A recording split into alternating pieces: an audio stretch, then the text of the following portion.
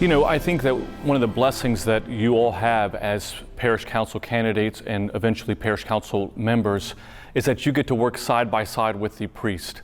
We are all co-ministers, as St. Paul talks about. We're literally, yes, you have the priest who's kind of guiding the ship, but we're all in the same boat. And because of that, the opportunity that you all have as parish council members to be part of something extraordinary, something special that helps to transform people's life and their walk of faith. The Bible says that all of heaven rejoices when one person is brought to Christ. Imagine if we as a parish council, just like Christ needed some disciples to help him, that also as priests, we need all of you to help us to bring the message of Christ to this world. And so the challenge that we have is that just like there is a power in trying to share that message, there is going to be a power, not equal power, but there is going to be a power that yearns to undermine what we're doing in our churches. The Bible says that we don't fight against flesh and blood, but against powers and principalities. There is an enemy that yearns to undermine what you're doing in the parish council. And so we call him the devil. He yearns to steal, kill, and destroy our own walk of faith and that of our parish. And so one of the things that we would be encouraging you on is be mindful of the priest, what he's going through. He's got the biggest target on his back from what the enemy yearns for. And in many ways, our job as people that are on this parish council is to inspire him, to encourage him, to support him. And if there's times in which there may be, like in many parishes, where you have some difficulties or perhaps some differences of opinion, to not engage in something that is unhealthy, but to look for ways to try to solve the problem in a Christ-like manner. So there are times that you all will experience where there may be a difference or a disagreement, maybe a difference of opinion that you as a parish council or members of the parish council may have with the parish priest. That's okay. That's typical. That's totally normal. But what we can't afford is to have any level of dissension or a way that can undermine and, more importantly, give a foothold to the devil who is yearning to steal, kill, and destroy not only your individual walk of faith, but he'd love it even more to steal and kill and destroy what our parishes, what our churches are all about. So be mindful about that and always to walk with one voice, the voice of Christ, being led by Christ, and being Christ-minded in all that you do.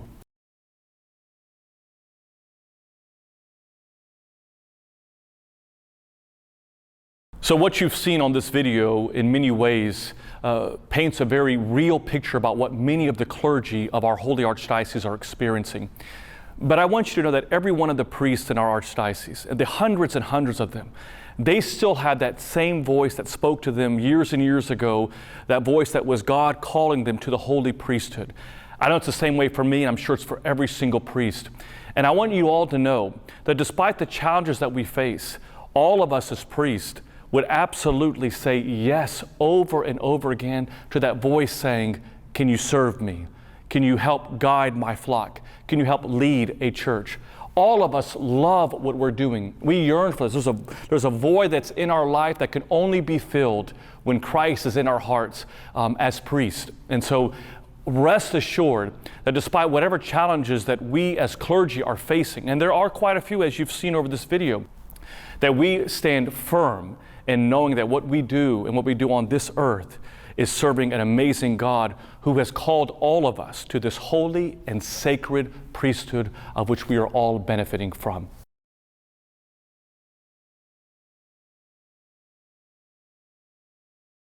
The priest is a human being. He has weaknesses, he has flaws, he has strengths.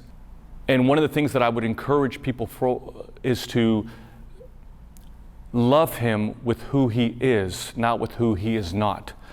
You know, sometimes we thrust these unhealthy expectations on our priests that they cannot be filled, that they can't live up to.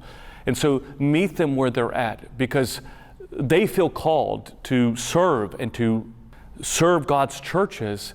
And when we keep putting these unhealthy expectations on them, we're not only creating an unhealthy relationship with that priest, but we're putting extraordinary pressure on that priest to be something that God didn't create him to be. God gave every priest a unique gift. We're not all great orators. We're not all great liturgists. We all don't have the same exact voice. But one thing that we do have is we share the Eucharist, the body and blood of Christ, and the calling that called us to serve at that holy altar table. And so love them. Look for ways to help and assist them. When he wins, we all win. But when he struggles, to be quite honest with you, we're all struggling. And it is in those opportunities, unfortunately, where the devil gets a foothold in a church and can create an opportunity to divide and conquer a community.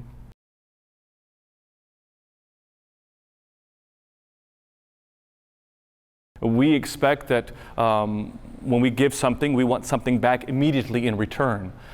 Unfortunately, that also transitions into the parish, so that we expect our priest to be 24 hours, 7 days a week. And sure, there are times in which he's always at work or that he has responsibilities to do that. We're not limiting that. But sometimes there is this cultural context that we live in where we want this priest to be something that where he's always at my beck and call, that whenever I call him, I want him to pick up his call.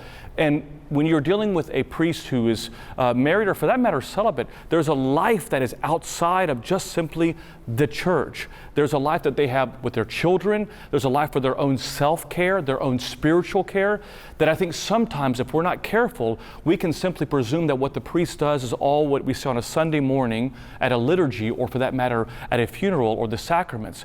But the priest is continuously working. And so what I would encourage you all to have is that ask not, as John F. Kennedy once said, ask not what your country can do for you. I would say the same thing would be, ask not what your church can always do for you, but what you can do for your church. And I think that would help so much, because if we're constantly coming back to the same viewpoint that we are all one family. Yes, we have a church father, a priest, but we're still all in the same boat, trying and working towards getting to the same exact place.